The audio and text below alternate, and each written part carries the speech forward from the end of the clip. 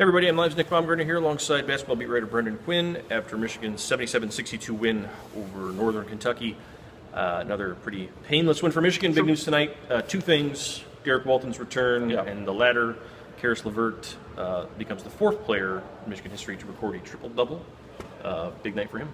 Yeah, I mean, it was an impressive performance. It's kind of what you expect from him now. I mean, yeah, you don't expect triple doubles. That's not. I was fair. almost surprised that he hadn't had one. He's come close a few times. Likewise, Yeah. and a lot of it's because he's had games like this before, but they get up big and he'll pull him out of the game. And you forget he missed half of last year. I mean, he missed a lot of key times as he's been the man here. Right. So that's another thing. He had his 1,000th career point. That would have happened a long time ago if things had worked out differently in his career, despite not redshirting his freshman year.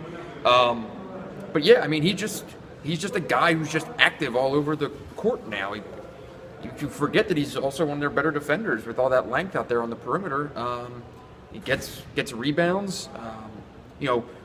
With their total lack of interior rebounding, when you see him get 10 and you see Derek Walton come back to the lineup and he's arguably their best defensive rebounder, which is crazy, but nonetheless, it's true. When you see those two out there, well, now you might start getting toward having a rebounding solution for what is their biggest ailment right now. You mentioned Walton. He played, I think he had 16 points. I'm not sure his minutes. I think he was close to 30 minute-wise. So overall, I didn't think there was too much issue with the ankle. Beeline said he thought he was still struggling pushing off the left there, but he looked fine. I mean, maybe taking off. I thought he was hiccup quick like normal.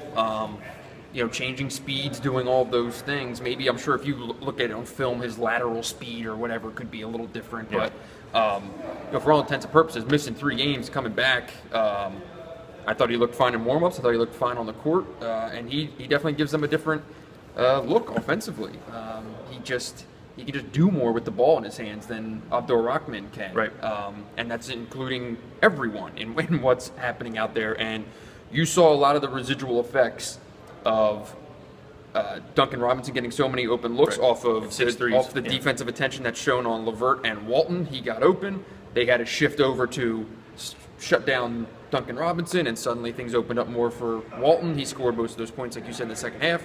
And LeVert just did his thing all night. So starting to look like what this thing is going to be in 2 weeks when they actually play Big Ten games. The one interesting thing tonight was a short bench. Beeline said he didn't know if that'll continue, but notable, Aubrey Dawkins played maybe 3 minutes. Wagner played probably 3 minutes, and Cam Chapman didn't. Well, no, he played maybe a minute at the end. So those 3 guys barely played at all. They went with Donnell and Doyle inside. He said Donnell had a nice day of practice, but in terms of the rotation, I think it still looks undecided.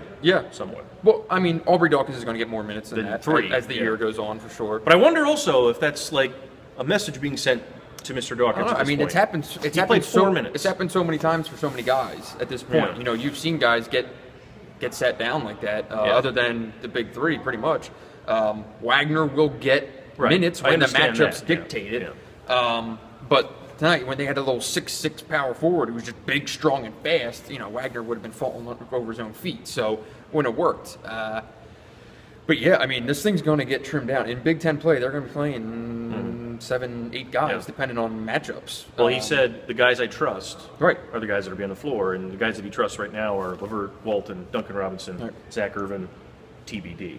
And Mark Donnell did himself some favors tonight against the team that was really chewing him up on the front line. His defense wasn't particularly good. Nobody's was. But had 4 or 5 baskets, showed decent hands, better than have been seen. He still mishandled a few balls and dropped a couple others, but so did Ricky Doyle. But he finished in the lane. He had a couple second chance opportunities. He had a really nice baseline bounce pass to Abdur Rahman that I don't know of any other big man on the team can make. Maybe Wagner could, but I mean, I think it's going to be strictly dictated by matchups as opposed to sending messages to this guy or that guy. Well, that'll do it for tonight. Michigan moves to 8-3 back here again Saturday. Against Youngstown State, and then Bryant next Wednesday. So until then, we'll talk to you guys later.